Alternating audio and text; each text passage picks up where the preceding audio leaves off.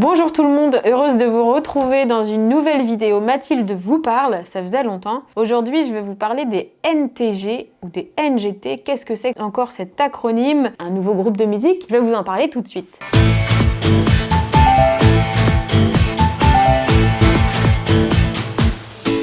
L'apparition des premiers OGM dans les années 90 avait suscité de nombreux débats et des fortes mobilisations, en particulier avec les faucheurs volontaires d'OGM. Ces mobilisations, elles nous ont permis d'obtenir l'interdiction en France de la culture d'OGM à des fins commerciales depuis 2008. Et au niveau européen, la réglementation est très stricte, que ce soit pour mettre un OGM sur le marché ou pour l'étiquetage et la traçabilité qui permet aux consommateurs de savoir s'il y en a dans les produits qu'il achète et aux agriculteurs de savoir s'il y en a dans les semences qu'ils plantent. Or, aujourd'hui, cette réglementation est menacée. Les OGM dont on parlait dans les années 90 étaient formés par transgénèse. On prenait un gène dans une espèce pour la transférer dans une autre espèce.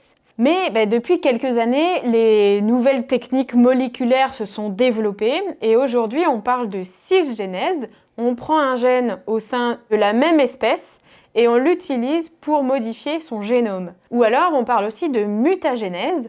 On provoque des mutations génétiques artificiellement pour créer les gènes que l'on souhaite. Et toute la stratégie des multinationales semencières, qui, je le rappelle, contrôlent 70% du marché des semences, est de faire croire que ce ne sont pas des OGM.